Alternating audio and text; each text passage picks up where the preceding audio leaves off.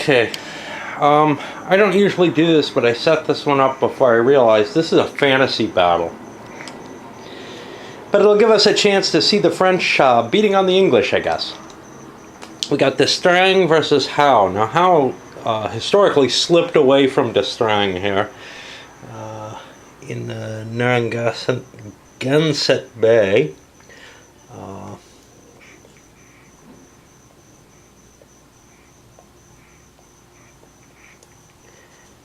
D'Estrang comes out to face Howe, but Howe was able to escape under bad weather.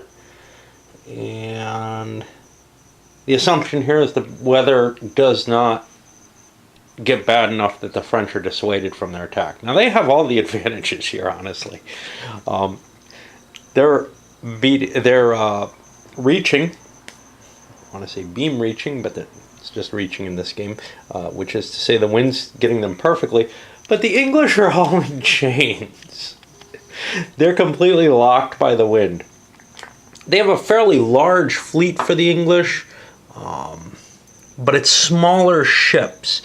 If you look at the French, they have first and third rates mixed in here at pretty good quality. And the English even have a couple of fifth rates kicking around here.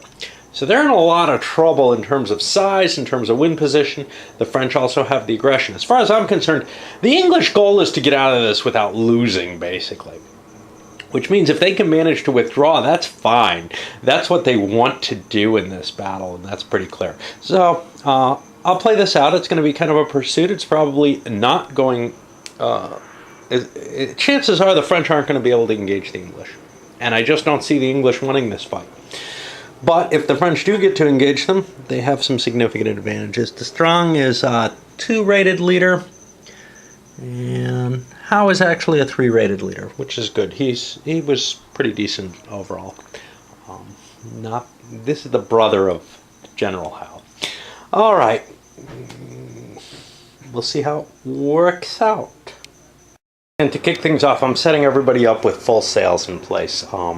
This is a running battle. This is going to be kind of interesting because I always want to do a pursuit or kind of these weird little options that don't usually show up in most of the battles. So usually you don't, with land battles it doesn't make sense to have a pursuit, but with naval battles it really does. And I was thinking, well, you know, after one side breaks I'd play that out, but something along these lines where one side really does just want to get out of here, and it's got some disadvantages in terms of doing so. The full sails is important for the French because they're going to get +3 extra movement points reaching the way they are, whereas the English will be beating in their, well, they'll be doing nothing in their first turn. So we're going to gain a lot of ground with the French. Maybe knock out some rigging hits enough that we can keep a pursuit on some of the ships. I don't think the English want to stick around and slug it out even so. So then the French have to choose. Do they bypass the ships that they hit? Maybe leave them to a rear guard to try to take out while they chase out the rest. Very much what you would see at the end of a battle, I think, where the defeated side is going to try to pull out, probably be able to get out pretty easily. Now, I think my rules for that will work well, and if I play a battle in which that applies again, I may do that. This only has 10 turns, however. What does that mean? Well, I don't know. Because if the French can maintain contact, obviously they would still be hunting things down that they can wreck. That's one of the things with the victory points, is you kind of have to take them with a grain of salt and assess the situation. And that's the case with most war games. I like doing that. I know some people, though, just want to have their answer. Did I win or did I not at the end of the game? The English suffer no penalties for getting off the map because the French have the audacity in this one. It's only 1 point. Okay, and the French go sailing ahead at quite great speeds. 9 hexes total with those full sails on. The English, all in irons, had to do sternways, and you can see it kind of disrupted their formation. They could have all drifted back, but I chose not to.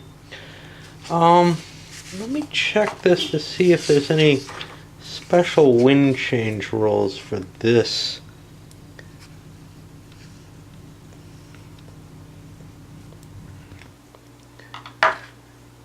I don't think there are for this one. No, there's no special rules for this. It's just breezy, which means it's going to check every 5 turns as one normally would. But there is an extra movement point from that.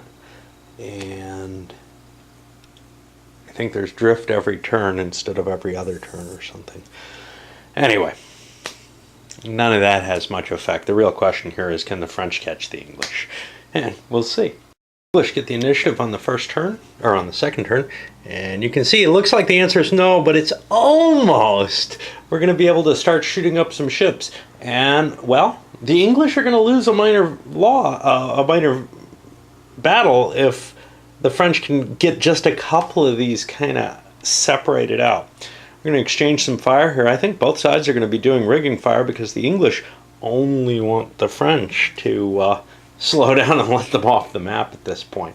And the French want to slow down the English so that their ships can catch them up. That may force the English to turn and fight. The trade of rigging fire is dangerous. The English, and I can get rid of some of these as I clean out, as you can see, have taken a slight hit. And that's enough that their ship's a little slower. And that means the French will catch it. And the entire French fleet will be able to pummel it and defeat it. So now the question comes, well, do the English sacrifice a ship or do they try to turn and fight? They had a shot of getting away in this battle. There's no question. They could, well, they could have kind of cheated here. Here's how. They have the likelihood to win the initiative. If they had declared this all as one formation, which they could have, and won the initiative, they would have been able to just sail right away, and the French wouldn't have them caught yet. Now, the French could eventually maybe get a first fire like they did here. This is pretty much the position they'd be in anyway, because the English were moving a little slower this time, which means if the French get an initiative, they'll be able to slip in and fire at some of the English ships anyhow. I don't think the English can avoid the battle completely, though. Because of that, the French will eventually get an initiative at some point. I think it was wrong for the English to pull away. I wanted to test that out, to tell you the truth. I wanted to see, can the English swing around and do something? So now the question is, well, if I'm trying to run away from the battle, can I do something to make it more painful on the French? I've got to think about that a little bit. Would a turn directly in with the wind and curving around allow me to maybe slice the rear end of that French formation out? Or will it just mean the French are going to follow me up that way? I don't know. We'll play it out and see what happens. This could be a much longer battle than the 10-turn limit that's placed on it. I think the 10-turn limit is with the intention of, hey, play this thing out, fight a battle. But I like testing out a system and seeing what's going to happen with it. The English got the initiative again, and, well, again, they could have commanded the entire fleet, but I'm not doing that. I'm doing it squadron by squadron, which is clearly a mistake for them, but the French would eventually catch up. Anyway, the first squadron moved forward, then the French flew up and traded some fire across here and both broadsides here. They're doing some significant rigging hits here. We got 10 rigging hit there. That's a -3 to the movement of this ship, and then 6 more here, another -1. So we're really kind of ripping up the British ships. I think they have to stop and fight. In their favor, they will be able to cross the T of the French ships, and we'll see whether they can start pounding them up. I guess we'll do that. Exchanges of gunfire, and again, the French don't have any. They have a problem here. Their flagship in the lead here, the Tonnant, has been set on fire. The captain's been, our commander's been wounded. They're down in rigging there. They've lost 1 point of rigging, but they've also taken. I'm marking this as, this is how I'm going to mark 6 as a 5 with a cross. I started doing it this way, but it would confuse me too much, and 5 more. So I've got 11 hits on the Tonnant. It only takes 15 to cripple, and remember, crippling a ship or damaging or whatever is the way to get some victory points here and maybe cause the French to break off. So what I'm kind of hoping is to be able to get out of here without taking significant losses myself and make the French pay for their attempts at shooting my rigging. If I can make them break off their attack, I'm out of here and I get a mild victory, which is the best I can hope for. That fire could be a big deal though.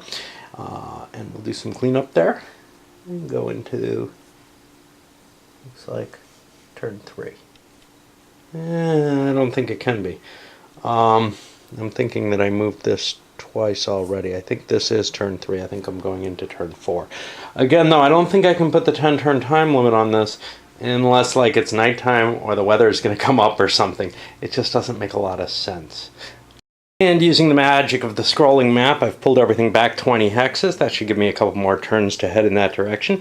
If I had a lot of table space, I'd just roll more maps in front or something. But actually, yeah, there's actually enough maps in this game with 4 maps to make this just continue to push on forever. But I don't want to set up tables. I don't know what's going to happen in the game, but it doesn't look like it's just going to keep being a running battle. The English are either going to scare the French away somehow, or with their slower ships, they're in danger. They can't just sit here now. They can't just keep running. They've taken too many rigging hits. Of course, part of that is the fault of my not moving them all together. But had I, hey, the French would have caught up to them eventually and been able to trade some of those shots anyway, just by the way the initiative works in this game. These ships aren't moving simultaneously, so some kind of weird things might happen that you might say, hey, that's impossible, they're all going the same way. Yeah, well, ships do catch up to each other. Call it the vagaries and randomness of war. I'm in the middle of moving this first French ship through here. The English exchanged some fire here, but I realized I screwed up. Some of these ships have taken 6 hits, and I've still left them with full sails up. I'm gonna revoke their full sails at the end of the movement, but I'm not gonna get rid of them prior to that. I'm letting the results that I have stand. They'll slow down as they take them. That one didn't move yet. This one's lost them. This one has not quite yet. Even the little ship opened fire as the French went sliding past, which opens the French ship up to being able to fire at it, which it did. The hope here really being to break enough of the English mobility so that they have to choose to either turn and fight or sacrifice some of their ships. They're not going to sacrifice ships because that would lose the scenario immediately. So, well, this is my little marker to indicate how much more movement I have with that. And things get a little interesting again. The English still trying to creep away. Now, they're not going to win this fight. They've lost some sails off some of their ships, sure. They knocked some French ships down sail-wise. I can start removing these guns, show you, hey, there's some more fires going on in the French ships. But they can't win the race because some of their ships are slowed down. Now, whether they slowed down French ships or not doesn't make a lot of difference. The only thing that could make a difference is if they cripple the French ships and then can get away. So the English are splitting off one of their squadrons around to try to get some kind of advantage here. I don't see any other way to handle it, and the French have decided to turn their own squadron to face that English force and head up. Now, they're not really a heavy squadron. It's actually about the same weight as the English. Whoa, why is this a 5th rate? Neat. Interesting. The 5th rates are usually 1 hex ships like this guy here. Yeah, that's an overgunned 5th rate. This is a normally gunned one. Oh well. Anyway, we're gonna check the fire, and otherwise we're beginning to see some of the ships slowing down. This one, this one, this one for the English, and the French have their 2 lead ships slowing down, but the rest of the French fleet will catch up with the damaged English ships, and I have to do something to try to protect them, because otherwise they will get crushed by this French fleet, which is quite a bit larger. This is turn 5, a potential wind change turn, but we had no wind change. I have to find my commands. make a quick roll for initiative. The English have the bonus here because they have the better admiral slightly. However, that's not going to help, which means the French are going to get initiative. And now they're going to be able to hit up those ships, further slowing them down, force the English to this battle. And this is the thing that would eventually happen no matter what. If I allowed full squadron, the entire fleet to operate as once, the English would have gotten away so far. But eventually the French would catch them just through the vagaries of the initiative system. It's only a +1 difference between the two. Now the French with the initiative were able to move forward, exchange some fire, pretty much bust up the rest of these English ships in terms of their sailing capacity. This thing's still under full sails. They only shot at the hull of that. But some of these are pretty much, this one's still okay, but the others are pretty much unable to use their full sails and really, really crippled in terms of their rigging in general. The Brits have to turn and fight, as far as I can see. Now, what's weird here is, well, okay, now if they turn and fight, we should put that 10-turn scenario limit on, which, if this was just going to be a running battle, I guess we would have seen that. I think the English just made a mistake by turning and trying to run, because they couldn't outrun the French. Essentially, eventually the French would get an initiative and be able to sail up. We've discussed that a couple of times. But, it's fun to play things out and see how they go. Even when somebody makes a horrid mistake like that, it's still possible the English could win. I'm not sure what to do with their next fleet. They've got to kind of decide what to do with these guys, but there's nothing the French are going to do that's going to that's going to hurt them at this point. These ships can't quite make it into range to fire. So I think I kind of want to play for time and maneuver these guys around. At the end of the turn, the English have kind of made a mess of their formation. This is fine, but this little group here doesn't have an admiral in it. It's all out of command right now because, where am I? Oh, I haven't moved everything yet. This guy has to move. Where my admiral is. I think I got one here and one over here.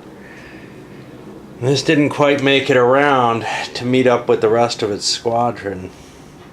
This was actually the admiral in command of these guys, but his ship is so damaged at this point in terms of sailing capacity that he wasn't able to catch up with the rest of his squadron.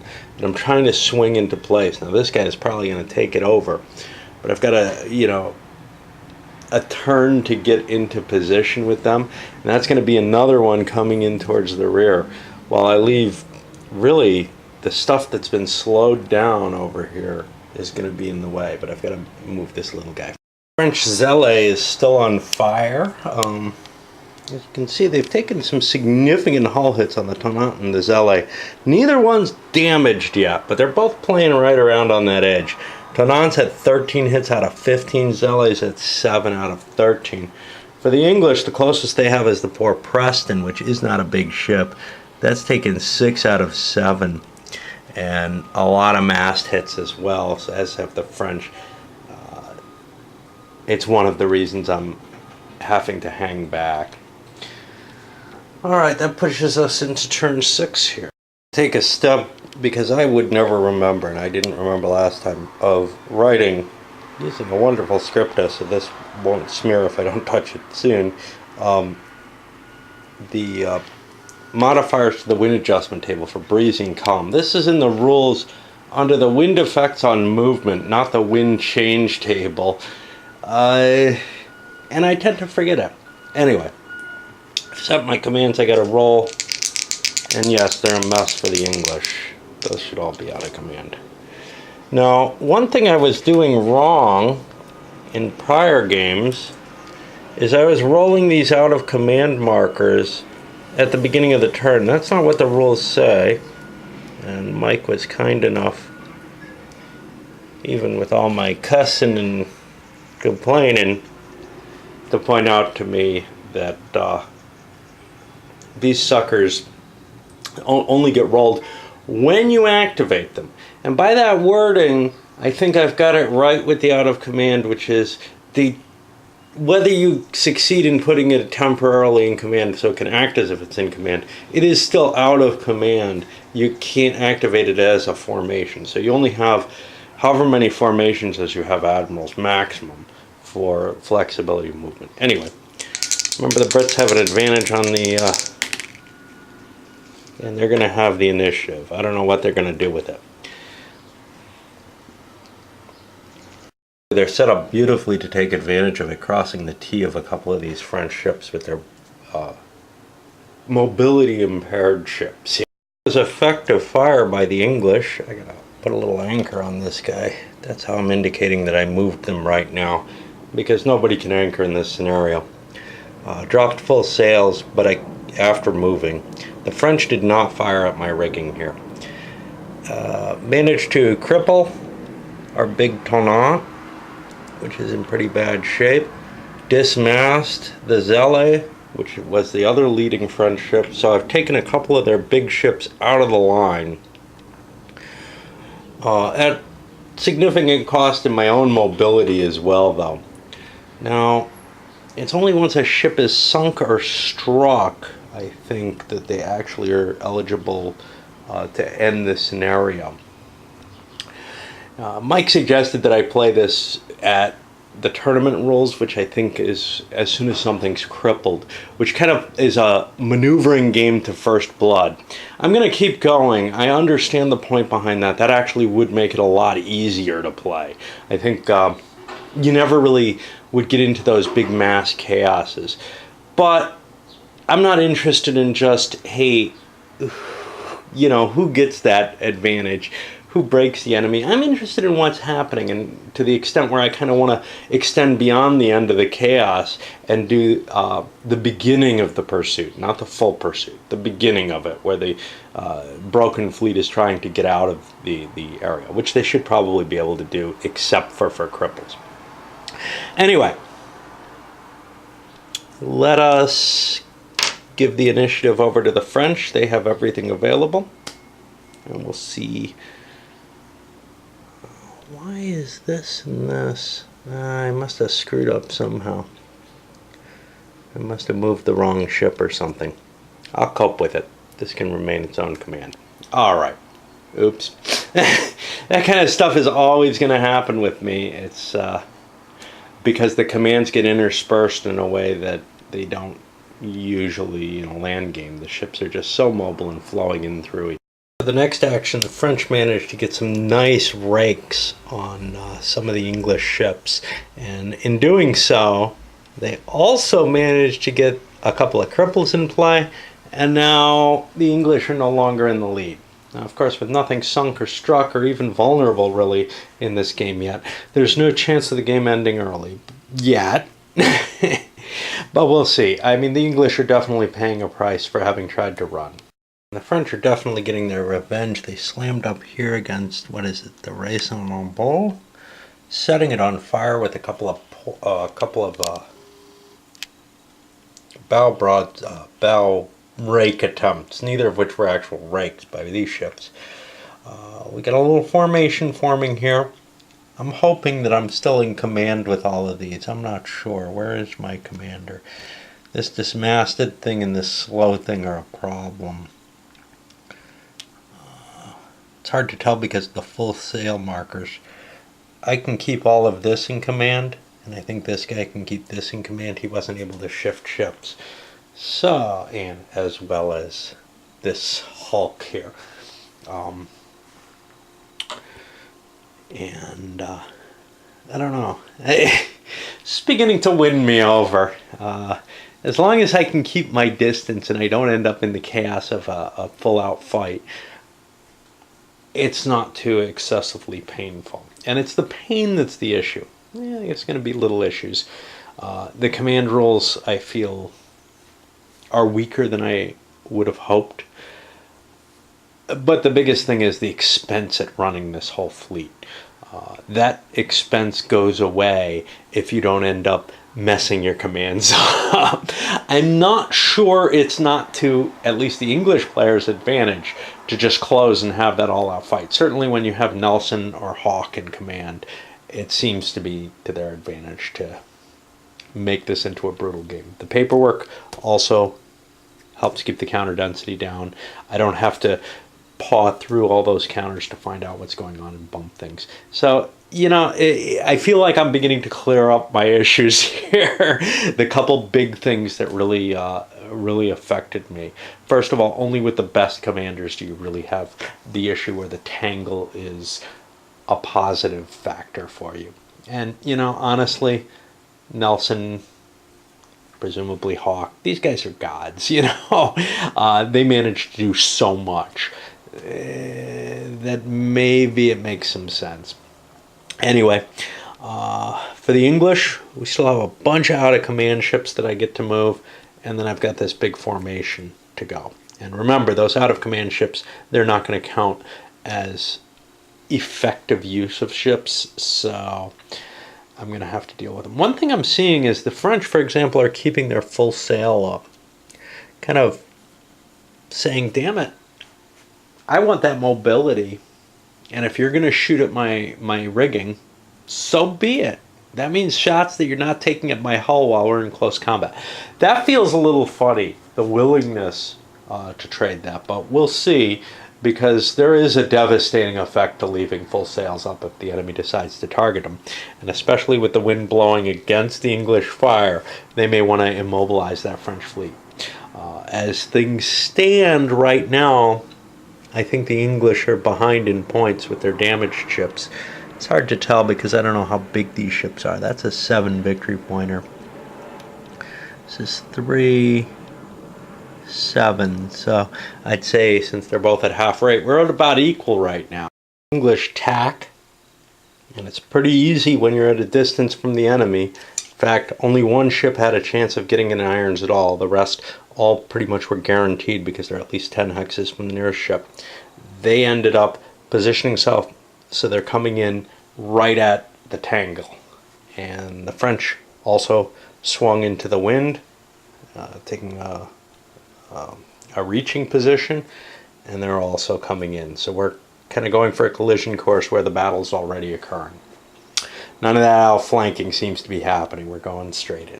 All that's left is the British out-of-command ships, and I'm doing it right finally this time. I'm going to roll a die. At the moment, I choose to move one, and then I subtract the Audacity, which is 0, and the Fleet Commander minus... well, actually, I subtract the Fleet Commander, and I'm trying to get the Audacity or less. So I've got a minus 3 because Howe is pretty decent. I do not get in command, so my first ship choice cannot get adjacent to a French ship, and it can't fire offensively. It also can't fire defensively because of the vagaries of how defensive, the advanced rules of defensive firework. I don't get an option to take that unless I'm getting shot along the right line. I didn't even actually bother with checking to see if any of the others made their command rolls. All I did was basically swung them around in a big loop, getting them into formation. This other fleet, 1, 2, 3, 4. So now they're in command. I don't really want to get distracted by making some long-range fire, and they'll be coming in hitting the French fleet as well. This may work out quite well for the English. I do have a problem though. I have a fire on this English ship, and it's vulnerable as well. So there's a few things I have to take care of here. That's the only vulnerable ship on the board right now, but that could strike. I can't sink yet. As we kick off turn 7, and I probably should put another little marker here. To find my fleets, the English have gotten themselves back into command with this little move, and this guy who's always facing the wrong way is in command. I did have to split 2 little squadrons. I don't really like doing that. I would have rather been able to operate the whole thing, but the English got the initiative, and they will definitely take it because there's some maneuver opportunities up here that I like. Part of what I'm wondering is if playing dominant species, damned if I know where I hid it, probably somewhere in the closet up back there, the dark room. if playing dominant species somehow just, made me realize I had been in a bit of a funk about gaming, I guess, and nothing was really feeling well, but seeing something that bad made me a little bit more accepting. And I think I've also, to a large extent, fought my way through this to the understanding of how to make it more playable. All right. Okay, so now the French squadron sliced through, keeping itself in command barely. You can see this poor guy took some definite hits cutting through, and now he's on fire too. But we beat up on the Nonsuch pretty heavily. It's after Henry VIII's palace. It's going to move things back to the Brits. Now they have two formations. This big one, which I may not want to move until I see this one move.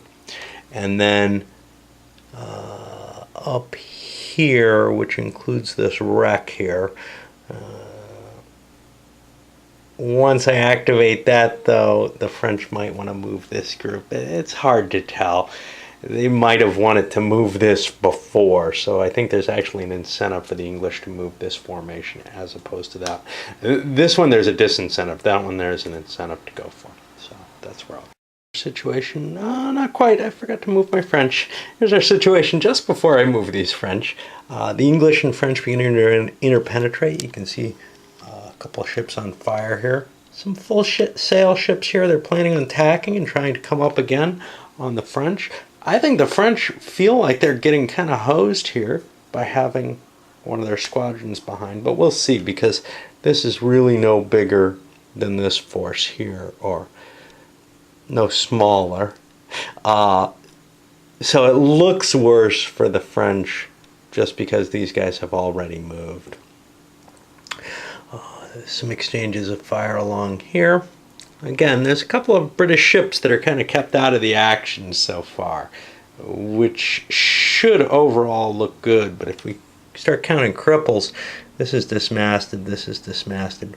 Got one, two, two French, three English over here that are kind of damaged. These don't look good, but let's call another French. It's still looking pretty close to even. Maybe a little bit of an edge to the Brits, but it's hard to tell with two ships here on flame. I don't know. Certainly their hull bonus on fire is helping the English, though, as we're actually beginning to engage. That's what the French really don't want to do, but we're pursuing here. They wanted this fight. They need it. And a French ship has struck. That means that we have to worry about the break-off table now. I counted up the ships. The English have more undamaged ships. They have like 12. 1, 2, 3, 4, 5, 6, 7, 8, 9. Now, some of them are tiny ships, but still, the English have the advantage there. So that's a -1. Some chance there. But I have an Audacity, which cancels that out. So only on a 0 will the French fleet break. Nope. So we get to keep going. And we're going into, looks like turn 8 here. So opening up turn 8, the French fleet has, or the French won the initiative, and they pushed their squadron through, and that may have been a mistake, because having to be the ones who did the movement, they actually got kind of broken up by pushing through the English ships, just in terms of pass-throughs and such, not having enough movement points when they were done to align everything. So you see these are kind of facing different directions, at least this. Two of these are going this way, two of these. And then this guy is out of range, actually, because he's had to pass and fire. So that's going to disturb their formation, except I think these guys might come up and end up facing straight and running with the wind. The fire actually probably went better for the English. The French, these are already used ships passing through fresh ships for the English. The English ships were able to get first fires, but at least in the back, some of these ships are going to be getting sliced through by this other column coming up. And the French are both nibbling around the edges with command over here. I'm going to actually get rid of this just to make things easier. Engagement over here in this flaming ship kind of sailing forward towards the French fleet, trying to push itself closer and closer to being in command of the rest of the squadron up here. Right now, we're back on the English, and they have to choose one of the two squadrons. Actually, this one cuts way up to here, that they don't terribly want to move right now, because either one gives an action to the unengaged French squadron. You got to do what you got to do, though. And now we're in one of them horribly mashed up situations where the English fleet is one English squadron is penetrating the other English squadron. No firing going on, although I have some long range opportunities available here. I don't want to take them at this point. And now we're back on the French, who only have, I believe, the one option left, which is to slice through the midst of that formation. It's already fired its shots. And really, most of the English ships have fired. You got here, but he's going to have a port broadside open.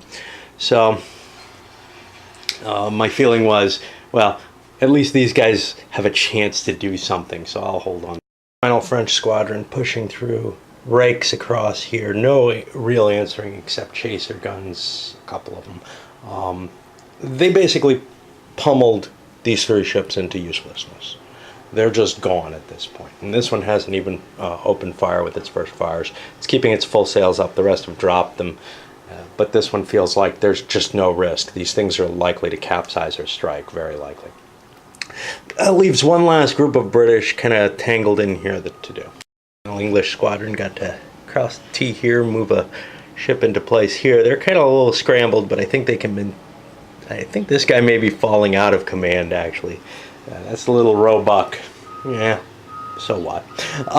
He did his job. He crippled the Hector with that final shot. So that'll help things. We'll go through the final turn cleanup. We got a bunch to do here. All these stupid anchors that I have to put out to remind me who's moved and who. The English did quite well on recovering from fires. Their ships recovered from fires. The French ships did not. But 3 of their ships went belly up, and 2 more struck. They're not in good shape here. It's time to make a break check for both sides. Quick count of undamaged ships. 1, 2, 3, 4, 5, 6, 7, 8 for the French.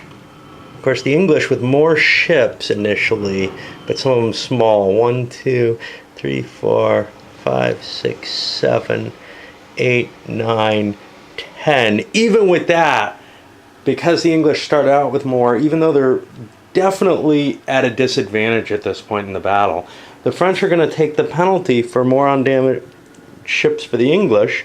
That gives them a -1. That's canceled out by their audacity rating. So basically either one has a chance to break on a 0, which means it's just a crapshoot at this point. If the French can last this thing out and damage more British ships, they'll win, but they may break before. They do not. So we push on to turn 9. Only 2 more turns to this. Basically what I figure is at the end of 10 turns, what I have to assume is both fleets retire. Unless something changes significantly. If one side breaks, I may play out that initial pursuit a little bit. Just for kicks and shits and giggles, basically. Alright. For allocating command, who's down here destroying, is able to, in conjunction with the other French admirals, get everything under control. The English have a little bit more trouble. They have this little squad out here. Now, both the Strang and Howe have a 7 hex range, which means they can actually fight these tangled messes somewhat. But there's a limit to how far that goes. 1, 2, 3, 4, 5, 6, 7. And that limit just ended outside cutting these few ships out.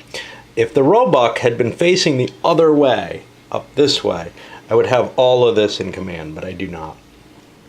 It did mean I have a separation here. This ship is in command of Howe, but this ship is in command actually, and I don't know how legitimate this is, of Hotham, who's on a struck ship that hasn't been captured yet. Remember, capturing ships is a pain in the butt.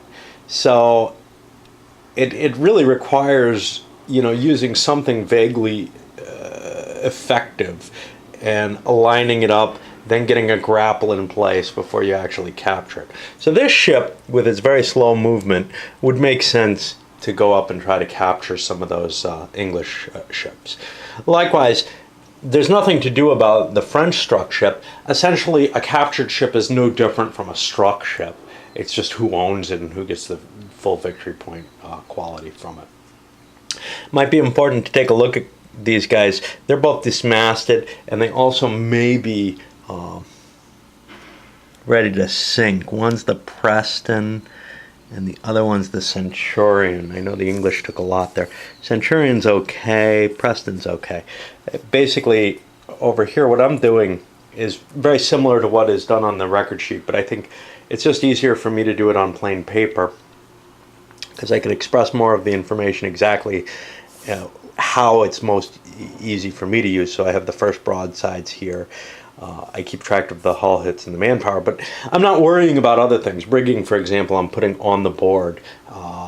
And there was something else. Oh yeah, the actual broadsides counters that I'm using for a turn. I want them visible to me on the board because, like the rigging, like the full sails, these things help me determine what I'm going to do very easily. Like I very easily. They make it much easier to handle the board presence, whereas the actual hull hits, the big pile of counters was getting more cumbersome than a lookup on paper, and that just works. First fire I was doing on paper anyway. There's no counters for that. The only unfortunate thing is there's no counters for I moved, which I find very vital, but I've got my own way around that, which is working fine now that I've limited the total number of counters on the board. Anyhow, I guess we start to engage. The French won the initiative barely, so they're going to get the first choice as to whether or not they want to go first, which they probably do. If you have a maneuver advantage on the opponent, you want it. I'm not sure they do because these are wrecks here, but I've got one kind of here cutting across the bow of this ship, and having a lot of trouble finding one. I might have one cutting across the bow of this ship. Just conditions where, I want to engage in that tussle and get the first move in and the fires that come with that, as opposed to when things are kind of staid and simple. It might be better to just sit back and say, hey, you come on, because when you declare your fire, I'll get the option to defensive fire.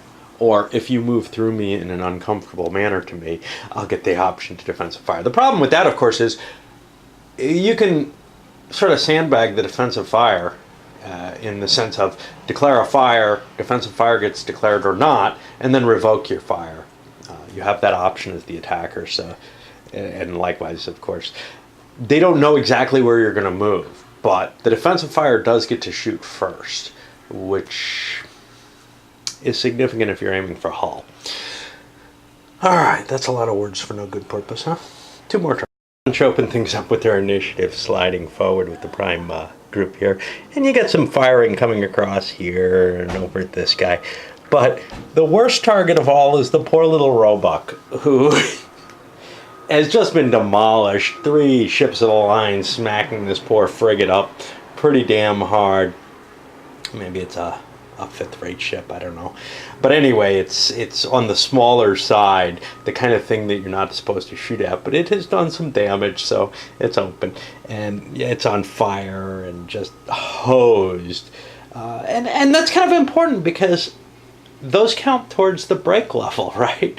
Of course, it's damaged now, so it wouldn't count, but wrecked ships are kind of cool too. It's pretty much useless, vulnerable, it's ready to sink.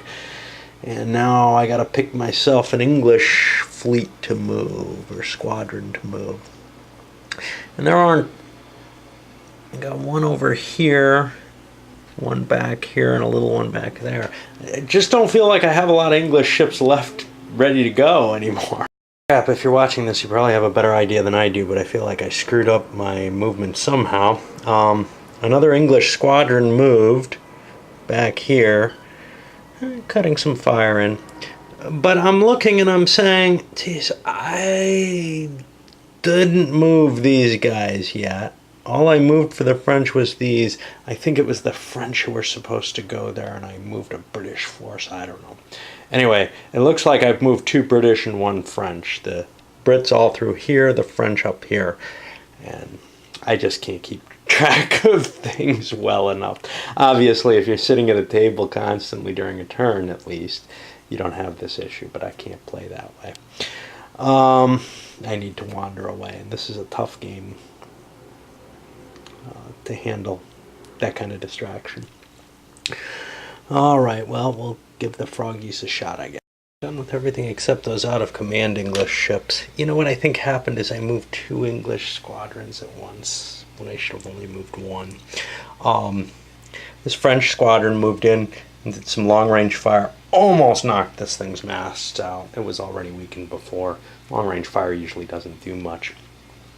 All I've got left now is those British out of commanders, and I'll try to figure out what they're doing.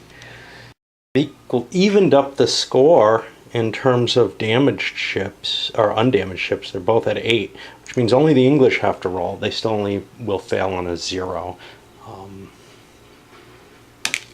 And they do not. So this will go the full 10 turns. Enhanced wind due to the breezes. The wind changed 1 hex counterclockwise, which was bad for these suckers. They're now in chains and unable to move normally. Next turn they'll stern way. See where they get.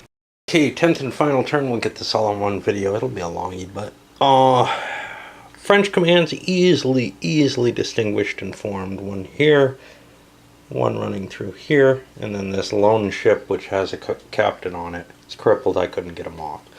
The English have their own problem with a captain on a struck ship. I allow that to remain until he's captured, but I also give him a chance to get off the ship. For the English command, basically all of this is one command. This guy is another commander, and he's able to hold these 2 ships in command, but then we've got 3 ships out of command, which causes a definite problem. Since Howe is wounded, we have a slight penalty for the English in terms of initiative as well. I already rolled wind change. We've got that in effect. The French get the initiative. They will probably play first.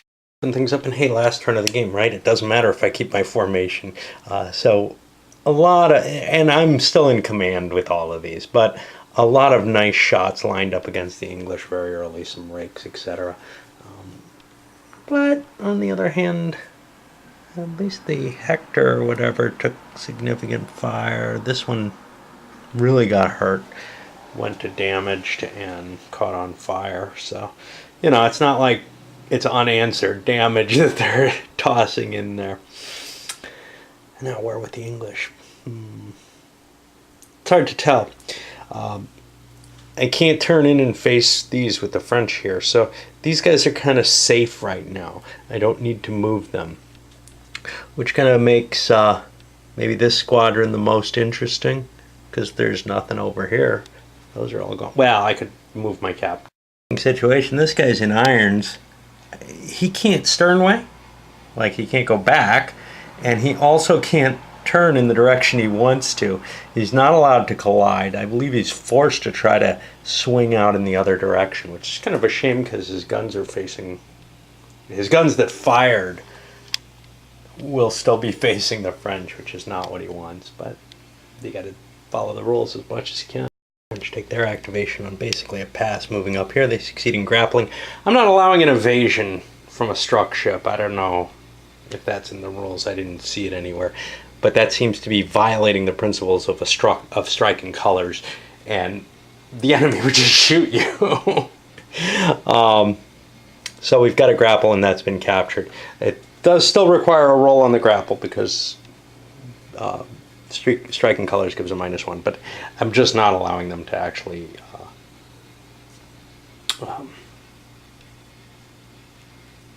perform the evasion, which actually happens before you do the grapple, to see if you can avoid the ship that's trying to tie to you. Here they're actively helping. That puts it on the last British main force, or I could start moving some of those question mark units. There's not much use to that, and the French only have this force left, so. And part of the point of outweighting them, the English had to do a sternway here. Now they've got a rake open. I'm going to be able to sail by them. Did they have any other options? I don't think so. They were sitting here. They got blown. No, they must have been sitting like this. They got blown a hex. I think the other direction they would have turned in would have actually put them in irons, and that would be illegal. So this is, I don't know. Anyway, that's where they are, and they're going to get hammered for it. But long-range hammering, they probably won't do much. And I can't really get at any of these other ships because these guys are all beating too. So it's a kind of a slow ending to this. Okay, well, the English couldn't get... The French ship sailed up and pounded the crap out of the poor Trident here, not giving it any chance to fire. The English ships that were out of command, 2 of them remained out of command, so they didn't do anything. But the third one, I don't remember, the Isis, slipped in and tried for a bow rake here, pounded a big set of fire into that hull. Another 3 hits into the Hector, which actually made it vulnerable. And we're at the end here. All I've got to do, I've got a chance to get him off that ship. Let me do that. I don't know what the chance is. It's I don't know if it's +1 or +3. Yeah, I guess I better look it up. He's got to get a 7, which works different from everything else in the game, right? Everything else is roll some basic value, but here they want to make it a little easier, I guess. Add the fleet's audacity. Yeah, so he only got a 6, so he doesn't get to go. And the game's over officially here, no matter what. The only question is, do the British break? Or, and I'm assuming only the British can break at this point, but it's possible the French took some more damage. Or is it just over and we count points because both fleets have kind of pulled away their prizes? Well, the prize and whatever. I'm not sure what that means. Obviously, the British fleet doesn't want to stick around, but, you know, this is neither this would not count as captured, but clearly the French are in a position where I think they're holding the field or the water. So it's kind of hard as someone who's interested in the, hey, what happened, what was it worth, to not judge that as a captured ship and this as a not captured ship. I just don't know what to do in a situation like that. The game has its own rules, but I don't care about them. Let's say I wanted to run a campaign of this. It's just not clear what happens with those struck ships that are nearer the enemy that you would never be able to recover. They're clearly going to be captured. You have to kind of make some sort of judgment as to what happens, and there's no way of doing that. And I'm not just talking about the campaigns as presented in the game, but if I wanted to, you know, play a real long-term inside some sort of operational game, like, say, Sea Lords. Anyway, I got to do some cleanup, and then I'll come. English actually have less undamaged ships left at this point, so it means on a 0 or 1 they're going to break, I believe.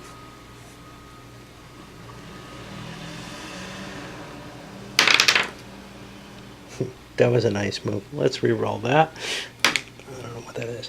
Okay, so the English break. What do I do? Do I want to play out a little pursuit? Yeah, let me play out one more quick turn of pursuit, I think. See, I'm in the mood to do something else after this. And Yeah, let me just clean this up. So, I mean, the real question is, if I start doing a pursuit, there's ships that aren't going to be able to get anywhere. This thing with its -4 to the movement. Much of the English fleet is going to have a very hard time getting out of here. You can already see everything here is gone. These guys are probably going to be able to get out because they're in better shape than the French ships that are pursuing them in terms of sail power. Some of them even still have their full sails up. The rest can throw them up. So it's very quickly going to be able to outpace with these. I don't think there's anything too interesting to see in what's going to happen. And then these guys probably won't even fight it out. I would guess, I'm not sure what the historical precedent is there, but I would guess if you're seeing the rest of your fleet fleeing, you'll strike colors rather than lose some more men. Some captains obviously would be more bloodthirsty than others. All right, so I played this one with the intention of, hey, let me see what else I can see, because after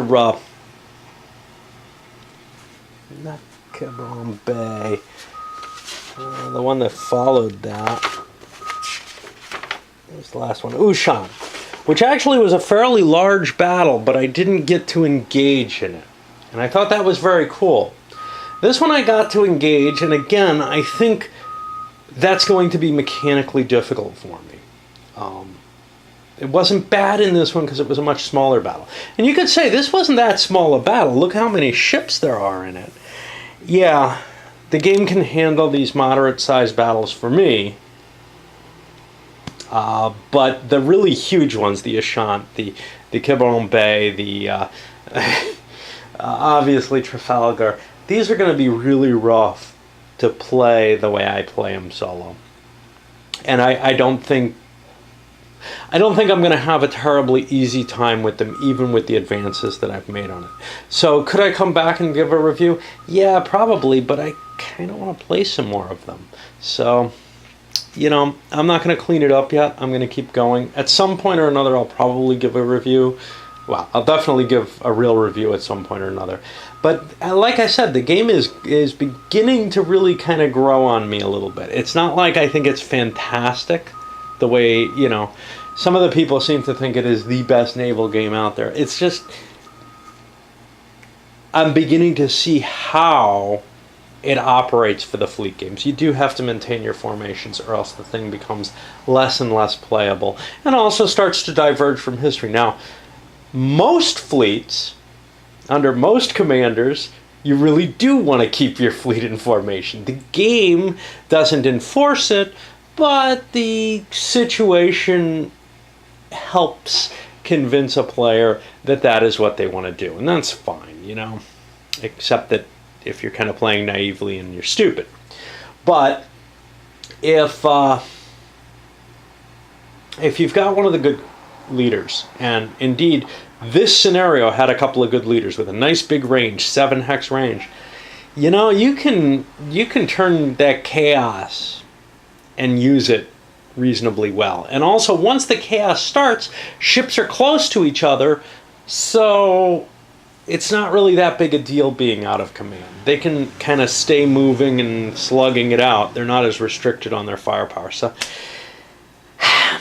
how big a disincentive is it to break formation? That's the problem. Because if it's in one player's advantage to cause that tangled mess, too many of the battles are going to turn out really, really unpleasant to play, even if they aren't ahistorical. And I just feel like the focus and detail of this game still goes too much on the ship level. I would rather a simpler game, although maybe that's almost impossible to make, just because of the nature of sailing and movement. People would look and say, well, that's ridiculous. You know, I'm not looking for something really trivial. I'm looking for something a little bit more abstracted, but I don't see it. Then again, I don't know much about sailing ships. Up it goes.